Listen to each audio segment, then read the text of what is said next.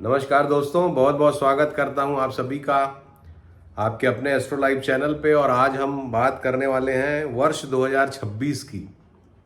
वर्ष 2026 जो कि अब काफ़ी करीब आ गया है। नवंबर में हम प्रवेश कर चुके हैं और आप सबके मन में बहुत उत्सुकता होगी कि वर्ष 2026 क्या समेटे हुए है अपने आप में। आपकी राशियों के बारे में, आपकी लग्नों के बारे में ये 2026 किस तरह से परिणाम लेके आएगा, इसका वीडियो हम बाद में एक एक राशि का, एक एक लग्न का बनाएंगे। तो उसको ज़रूर फॉलो करिएगा। इसलिए हमारे इस चैनल को अगर अभी तक सब्सक्राइब नहीं किया तो सब्सक्राइब का बटन दबाइए और घंटी के निशान को भी टच करिए ताकि हमारे जो वीडियोज़ आएंगे आपके राशिफल के बारे में वो आप देख सकें। आज हम बात करने वाले हैं कि इन जनरल वर्ष 2026 किस तरह के परिणाम लेके आएगा, क्योंकि वर्ष 2025 जो है उसने बहुत सारी तबाहियां वो लेके आया, बहुत सारी परेशानियां वो लेके आया और हम और आप सभी लोग काफ़ी परेशान हुए। चाहे वो वायुयान दुर्घटना हो, बहुत सारे कुंभ के मेले में दुर्घटनाएं हों या बहुत सारी अन्य तरह की जो परेशानियां हैं वो लेके वर्ष 2025 आया था। वर्ष 2026 जो है 2 + 0 + 2 + 6 को अगर हम टोटल करेंगे तो 10 आता है और 10 नंबर यानी कि एक नंबर सूर्य का नंबर होता है। तो ये वर्ष जो है वर्ष 2026 सूर्य का वर्ष है और सूर्य ग्रहों के राजा हैं, ग्रहों के अधिपति हैं और सारे ग्रह सूर्य का ही चक्कर लगाते हैं। तो सूर्य का वर्ष होना काफ़ी ये इम्पॉर्टेंट वर्ष, महत्वपूर्ण वर्ष, वजनदार वर्ष रहने वाला है। अब चूंकि सूर्य जो है वनों के कारक हैं, सूर्य लकड़ी के कारक हैं, सूर्य लाल वस्त्रों के कारक हैं, सूर्य तांबे के भी कारक हैं। तो इन सभी चीज़ों का महत्व इस वर्ष आपको बढ़ा हुआ दिखाई देगा। गवर्नमेंट की कुछ स्पेशल ड्राइव्स ग्रीनरी डेवलपमेंट, जंगल को प्रोटेक्ट करने के बारे में आ सकती हैं। जंगलों में आग लगने की घटनाएं भी हमको सुनाई ज़्यादा दे सकती हैं। तांबा इस वर्ष मेटल्स में तांबे के भी रेट बढ़ेंगे, ऐसा हमें लगता है। इसके अलावा जो राज्य पक्ष है, राजा है, वो भी सूर्य के कारक है, कारकत्व में आते हैं। तो राजा के लिए भी ये वर्ष बड़ा ही महत्वपूर्ण रहने वाला है उनके जीवन के लिए। तो कुल मिला के ये बातें हमको वर्ष 2026 के 10 नंबर या 1 नंबर आने से समझ में आती हैं। अब ये वर्ष 2026 जो है इसकी वर्ष प्रवेश की हम कुंडली बनाते हैं। हालांकि लोग बोलते हैं कि भाई नया वर्ष आप हिंदू नव वर्ष बनाइए, लेकिन ये भी एक सिस्टम है। 1/1/2026 को 12 बजे रात में नई दिल्ली में नव वर्ष का उदय होगा भारत वर्ष के लिए।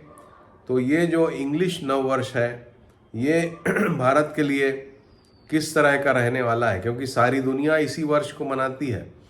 तो ये वर्ष, इस वर्ष का ज्योतिषीय गणना इस वर्ष की करना युक्त है और आज हम वही करने वाले हैं।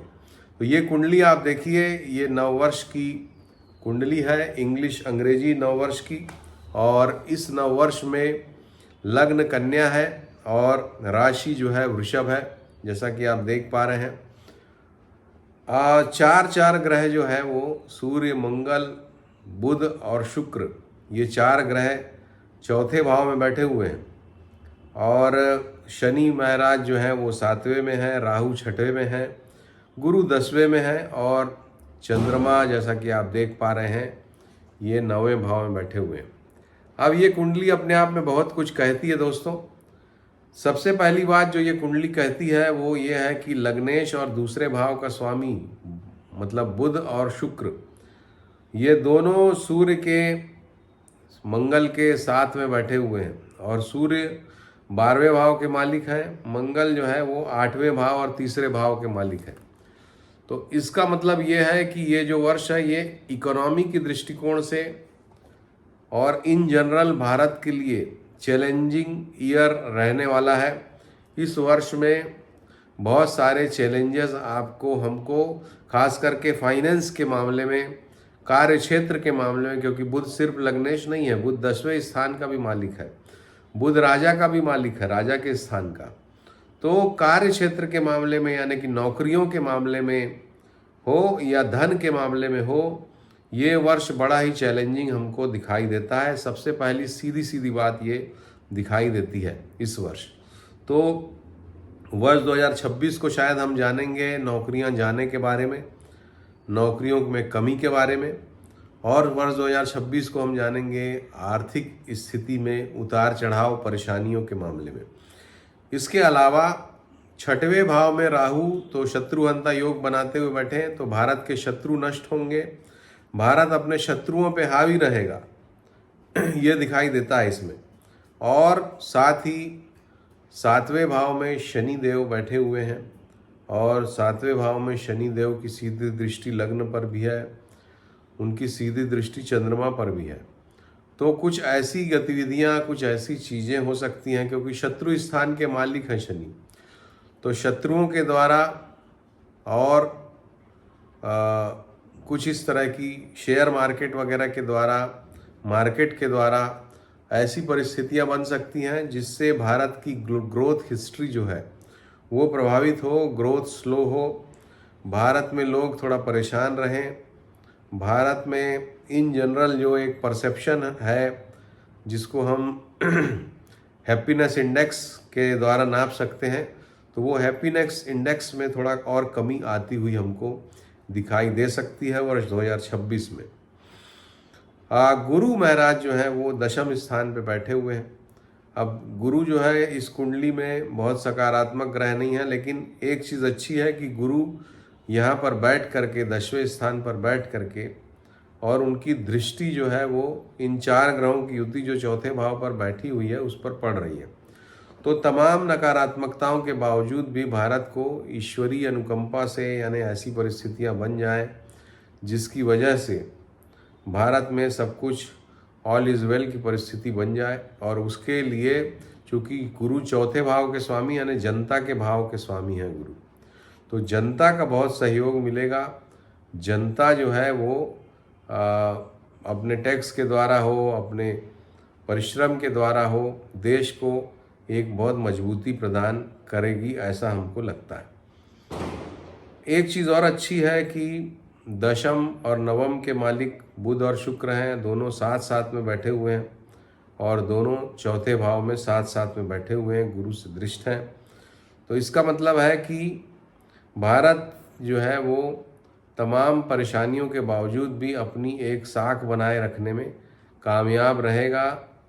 भारत की बात मानी जाएगी, कोई बड़ी उपलब्धि भारत को हो सकती है इंटरनेशनल फोरम पर, ये हमें दिखाई देता है। इसके अलावा चूँकि सूर्य मंगल एक साथ हैं कुंडली में, बुध शुक्र को साथ में समेटे हुए हैं, शनि की दृष्टि भी है इस कॉम्बिनेशन पर, और मंगल की दृष्टि शनि पर भी है। तो इसका मतलब है कि भारत में अशांति की भी बहुत घटनाएं होंगी इस समय पर, भूकंप आदि की भी बहुत घटनाएं इस समय पर वर्ष 2026 में हमको दिखाई देंगी। और अशांति की मतलब आपस में मारपीट हो जाए, बलवा हो जाए, या सांप्रदायिक असंतुलन हो जाए, इस तरह की परिस्थितियां काफ़ी हमको दिखाई दे सकती हैं। अपराध भी काफ़ी बढ़ते हुए दिखाई दे सकते हैं वर्ष 2026 में।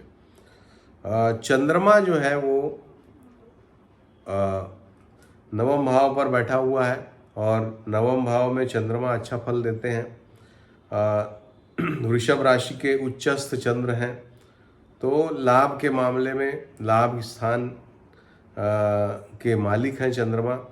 तो एक दृष्टिकोण से भारत की देश के लिए जो बिग ब्रदरली कंट्रीज़ हैं, जैसे कि विशेष करके रशिया है, उसका समय अच्छा रहेगा, और वो काफ़ी सहयोग भी भारत को प्रदान करेगा, ऐसा दिखाई देता है। इसके अलावा पराक्रम के मामले में भारत के जो लोग हैं, भारत की जो जनता है, उनका पराक्रम कहीं ना कहीं बाधित होता हुआ भी दिखाई देता है, क्योंकि चंद्रमा की नीच दृष्टि है। और पराक्रम का बाधित होने का मतलब है कि कुछ ऐसे सैंक्शन लग जाए, यानी कि भारत के जो लोग विदेशों वगैरह में गए हैं उनको वापस आना पड़े, विदेश में उनको काम करने में बाधा हो, इस तरह की, या भारत में जो वो धन संपदा धन भेज रहे थे उसमें कुछ कमी हो, इस तरह की परिस्थितियां हमको आगे इस वर्ष में देखने को मिल सकती हैं। तो ये वर्ष कुल मिला के भारत के लिए एक तरह से संघर्षपूर्ण है, और संघर्षपूर्ण होते हुए भी भारत अपनी जिम्मेदारियों को निभाएगा। इंटरनेशनल फोरम पे भारत को कोई बड़ी उपलब्धि होगी। भारत के लिए सबसे बड़ा चैलेंज होगा भारत के अंदर शांति बनाए रखना। भारत के लिए सबसे बड़ा चैलेंज होगा अग्निकांड से, भूकंप से लोगों की रक्षा करना, क्योंकि लोगों के स्थान पर ही ये कॉम्बिनेशन है, शनि की दृष्टि भी है। तो बहुत सारे लोगों को अपने जान माल से हाथ धोना भी पड़ेगा इस वर्ष इन सभी दुर्घटनाओं की वजह से। तो दोस्तों, ये था भारत की कुंडली का एनालिसिस, और नवमांश कुंडली भी थोड़ा सा हमें देखना चाहिए, क्योंकि नवमांश कुंडली से भी बहुत सारी चीज़ें निकल के आती हैं। नवमांश कुंडली में मेष लग्न है और सूर्य शुक्र के साथ बैठे हैं, केतु मंगल के साथ बैठे हैं, राहु चंद्रमा के साथ बैठे हैं, और मिथुन में गुरु वर्गोत्तम होकर बैठे हैं, बुध जो है वृषभ में है। तो कुल मिला के नवमांश कुंडली भी यही बता रही है कि चूँकि चंद्रमा जनता का कारक है, राहु के साथ है, तो जनता को पीड़ा होगी, ये दिखाई दे रहा है नवमांश कुंडली से भी। नवमांश कुंडली से ये भी दिखाई दे रहा है कि अग्निकांड की घटनाएं होंगी। नवमांश कुंडली से ये भी दिखाई दे रहा है कि गलत निर्णयों की वजह से धन की क्षति देश को हो सकती है।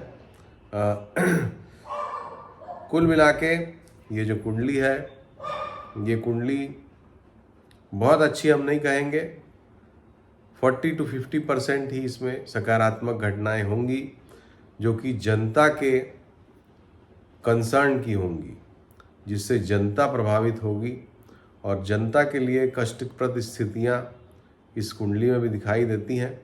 तो हम सभी का यही कर्तव्य है कि अच्छे से अपनी जो भी ड्यूटीज़ हैं, रिस्पॉन्सिबिलिटीज़ हैं, उसको निभाएं, क्योंकि जैसा मैंने कहा कि जनता के सहयोग से, जनता के एफर्ट से देश की जो खराब परिस्थितियां हैं उनसे देश बचेगा। तो आप सभी से अनुरोध कि इस वर्ष 2026 के लिए अभी से कमर कस लीजिए, क्योंकि ये वर्ष बहुत सारे चैलेंजेस को लेके आपके बीच आने वाला है। और वैसे भी सूर्य का वर्ष है, तो सूर्य जो है वो बहुत शुभ ग्रह नहीं है।